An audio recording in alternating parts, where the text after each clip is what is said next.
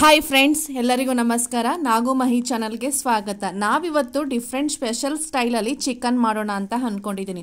ನೋಡ್ತಾ ಇದ್ರೇ ಬಾಯಲ್ಲಿ ನೀರು ಬರ್ತಾ ಇದೆ ಅಲ್ವಾ? ಖಂಡಿತವಾಗ್ಲೂ ನಾಳೆ ಸಂಡೇ ಇದನ್ನ ಟ್ರೈ ಮಾಡಿ ನೋಡಿ, ಆಮೇಲೆ ಹೇಳಿ ಯಾವ ರೀತಿ ಬತ್ತು ಅಂತ.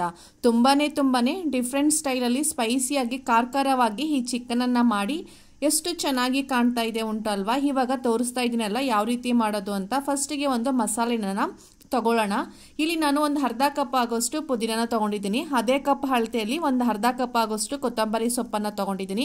ಪುದೀನ ಮತ್ತು ಕೊತ್ತಂಬರಿ ಸೊಪ್ಪನ್ನು ಎರಡನ್ನೂ ಕೂಡ ಸಮ ಪ್ರಮಾಣದಲ್ಲಿ ತಗೊಂಡಿದ್ದೀನಿ. ಖಾರಕ್ಕೆ ಒಂದು 7ರಿಂದ 8 ಹಸಿಮೆಣಸಿಕಾಯಿನ ತಗೊಂಡಿದ್ದೀನಿ. ಖಾರಕ್ಕೆ ನೀವು ನೋಡ್ಕೊಂಡು ಹಾಕೊಳ್ಳಿ. ನೆಕ್ಸ್ಟ್ ಇವಾಗ ಒಂದು 2 ಗೆಡ್ಡೆ ಬೆಳ್ಳುಳ್ಳಿ ತಗೊಂಡಿದ್ದೀನಿ. ಮತ್ತು 1 ಇಂಚ್ ಆಗೋಷ್ಟು ಶುಂಠಿನ ಚಿಕ್ಕದಾಗಿ ಕಟ್ ಮಾಡಿ ತಗೊಂಡಿದ್ದೀನಿ. ಒಂದು ಅರ್ಧ ಕಪ್ ಆಗೋಷ್ಟು ತೆಂಗಿನಕಾಯಿ ಪೀಸನ್ನು ಈ ಥರ ಕಟ್ ಮಾಡಿ ತಗೊಂಡಿದ್ದೀನಿ. 1 ಮೀಡಿಯಂ ಸೈಜ್ ಈರುಳ್ಳಿನ ಈ ಥರ ಸ್ಲೈಸ್ ಆಗಿ ಕಟ್ ಮಾಡಿ ತಗೊಂಡಿದ್ದೀನಿ. ಸ್ವಲ್ಪ ಇವಾಗ ಗರಂ ಮಸಾಲನ ತಗೊಳ್ಳೋಣ. ಅಂದರೆ ಒಂದು 5ರಿಂದ 6 ಲವಂಗ ಮತ್ತು ಸ್ವಲ್ಪ ಚಕ್ಕೆ ತಗೊಂಡಿದ್ದೀನಿ. ಒಂದು 2 ಏಲಕ್ಕಿ, 1 ಸ್ಪೂನ್ ಆಗೋಷ್ಟು ಹುರ್ಗಡ್ಲೆ ತಗೊಂಡಿದ್ದೀನಿ. ಸ್ವಲ್ಪ ಮೆಂತ್ಯ ತಗೊಂಡಿದ್ದೀನಿ. ಸ್ವಲ್ಪ ಕಸೂರಿ ಮೆಂತ್ಯನ ತಗೊಂಡಿದ್ದೀನಿ. 1 ಟೇಬಲ್ ಸ್ಪೂನ್ ಆಗೋಷ್ಟು ಕಾಳು ಮೆಣಸನ್ನು ಸ್ವಲ್ಪ ಕಲ್ಲಿಂದ ಕ್ರಷ್ ಮಾಡಿ ತಗೊಂಡಿದ್ದೀನಿ. ನೆಕ್ಸ್ಟ್ ಇವಾಗ ಯಾವ ರೀತಿ ಮಾಡೋದು ಅಂತ ನೋಡೋಣ. ಇವಾಗ ಒಂದು ಮಿಕ್ಸಿ ಜಾರಿಗೆ ಈ ಎಲ್ಲವನ್ನು ಒಟ್ಟಾಗಿ ಹಾಕೊಳ್ತಾ ಇದ್ದೀನಿ. ನೋಡಿ, ಈ ಥರ ನಾವು ಆವಾಗಲೇ ರೆಡಿ ಮಾಡಿ ಇಟ್ಕೊಂಡಿರುವಂಥ ಎಲ್ಲ ಸ್ಪೈಸಸನ್ನು ಕೂಡ ಇವಾಗ ಒಂದು ಮಿಕ್ಸಿ ಜಾರಿಗೆ ನಾನು ಇವಾಗ ಸೇರಿಸ್ಕೊಳ್ತಾ ಇದ್ದೀನಿ. ಇದನ್ನೆಲ್ಲ ಹಾಕ್ಕೊಂಡಾದ್ಮೇಲೆ ಜಾಸ್ತಿ ನೀರನ್ನು ಹಾಕಕ್ಕೆ ಹೋಗ್ಬಾರ್ದು. ಸ್ವಲ್ಪ ನಾನು ನೀರನ್ನು ಹಾಕ್ಕೊಳ್ತಾ ಇದ್ದೀನಿ.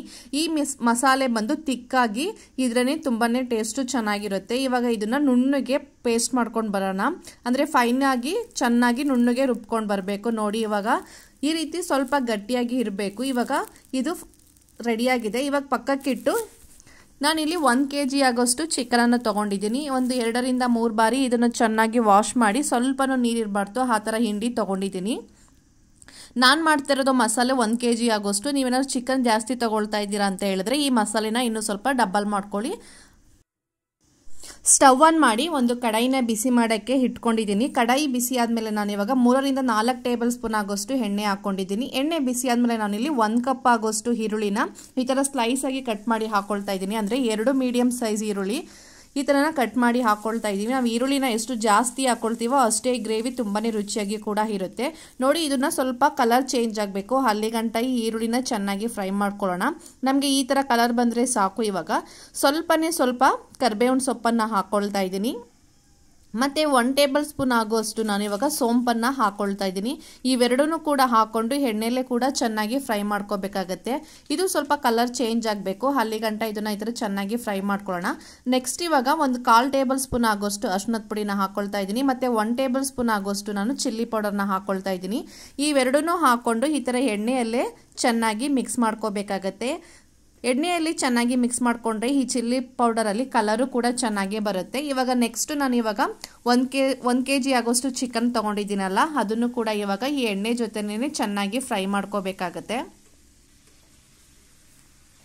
ನೋಡಿ, ಈ ಥರ ನಾವು ಎಣ್ಣೆಲೆ ಈ ಚಿಕನ್ ಎಲ್ಲ ಚೆನ್ನಾಗಿ ಫ್ರೈ ಮಾಡ್ಕೊಂಡು ಆದಮೇಲೆ ಇವಾಗ ರುಚಿಗೆ ತಕ್ಕಷ್ಟು ನಾನು ಇವಾಗ ಉಪ್ಪನ್ನು ಸೇರಿಸ್ಕೊಳ್ತಾ ಇದ್ದೀನಿ. ಉಪ್ಪನ್ನು ನೋಡ್ಕೊಂಡು ಹಾಕ್ಕೊಳ್ಳಿ. ನಾನು ಇವಾಗ ಒಂದು ಕಲ್ಲುಪ್ಪನ್ನು ಬಂದು 2 ಟೇಬಲ್ ಸ್ಪೂನ್ ಆಗೋಷ್ಟು ನಾನು ಉಪ್ಪನ್ನು ಸೇರಿಸ್ಕೊಳ್ತಾ ಇದ್ದೀನಿ. ಉಪ್ಪೆಲ್ಲ ಸೇರಿಸ್ಕೊಂಡಾದ್ಮೇಲೆ ಒಂದ್ಸಲ ನೀಟಾಗಿ ಮಿಕ್ಸ್ ಮಾಡ್ಕೊಬಿಡೋಣ.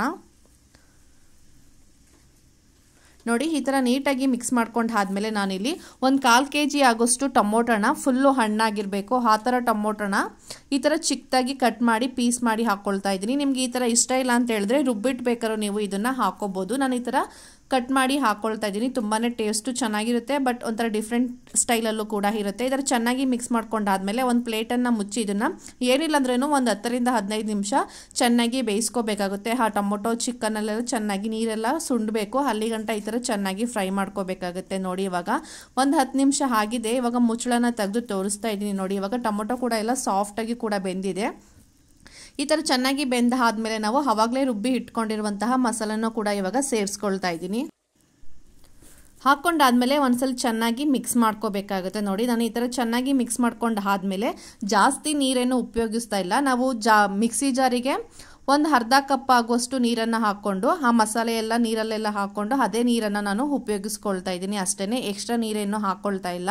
ಈ ಮಸಾಲೆ ಎಲ್ಲ ಚಿಕನ್ ಜೊತೆಗೆ ಚೆನ್ನಾಗಿ ಫ್ರೈ ಆಗಬೇಕು. ಅದಕ್ಕೋಸ್ಕರ ಮತ್ತೆ ಒಂದು 10 ನಿಮಿಷ ಮುಚ್ಚಳನ ಮುಚ್ಚಿ ಇದನ್ನು ಚೆನ್ನಾಗಿ ಐ ಫ್ಲೇಮಲ್ಲಿ ಇಟ್ಕೊಂಡು ನೋಡಿ ಚೆನ್ನಾಗಿ ಬೇಯಿಸ್ಕೊಳ್ತಾ ಇದ್ದೀನಿ. ನೋಡಿ ನಮಗೆ ಥಿಕ್ನೆಸ್ಸು ಯಾವ ರೀತಿ ಬೇಕು ಆ ರೀತಿ ನೀವು ನೀರನ್ನು ಹಾಕ್ಕೊಂಡು ನೀವು ಮಾಡ್ಕೋಬೋದು. ನಾನು ಸ್ವಲ್ಪ ಲಿಕ್ವಿಡ್ ಆಗಿ ಮಾಡ್ಕೊಳ್ತಾ ಇದ್ದೀನಿ, ಯಾಕೆಂದರೆ ಚಪಾತಿ, ಪೂರಿ, ದೋಸೆ, ಅನ್ನದಕ್ಕೂ ಎಲ್ಲದಕ್ಕೂ ಕಾಂಬಿನೇಷನ್ ಸೂಪರಾಗಿ ಕೂಡ ಇರುತ್ತೆ. ಅದಕ್ಕೋಸ್ಕರ ನಾನು ಮೀಡಿಯಮ್ ಆಗಿ ಲಿಕ್ವಿಡ್ ಆಗಿ ಮಾಡ್ಕೊಳ್ತಾ ಇದ್ದೀನಿ. ನೋಡಿ ಇವಾಗ ಚಿಕನ್ನು ಕೂಡ ಚೆನ್ನಾಗಿ ಬೆಂದಿದೆ, ಆ ಮಸಾಲೆ ಎಲ್ಲ ಫ್ರೈ ಆಗಿ ಕೂಡ ಇದೆ. ಲಾಸ್ಟಲ್ಲಿ ನಾನು ಇವಾಗ 1 ಟೇಬಲ್ ಸ್ಪೂನ್ ಆಗೋಷ್ಟು ಕಸೂರಿ ಮೆಂತ್ಯನ ಹಾಕ್ಕೊಳ್ತಾ ಇದ್ದೀನಿ. ಯಾಕೆ ಈ ಥರ ಹಾಕೊಳ್ಳೋದು ಅಂತ ಹೇಳಿದ್ರೆ ತುಂಬಾ ಟೇಸ್ಟ್ ಚೆನ್ನಾಗಿರುತ್ತೆ ಮತ್ತು ಡೈಜೆಸ್ಟ್ ಕೂಡ ಆಗುತ್ತೆ, ಅದಕ್ಕೋಸ್ಕರ ನಾವು ಈ ರೀತಿ ಹಾಕ್ಕೊಂಡಿದ್ದೀವಿ.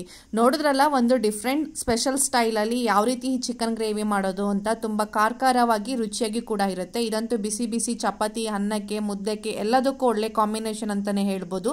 ಈ ವಿಡಿಯೋ ಇಷ್ಟ ಆದರೆ ಒಂದು ಲೈಕ್ ಮಾಡಿ, ಶೇರ್ ಮಾಡಿ, ನಿಮ್ಮ ಫ್ಯಾಮಿಲಿಗೂ ಈ ವಿಡಿಯೋನ ಹೆಚ್ಚು ಕಳಿಸಿ. Thank you for watching my videos.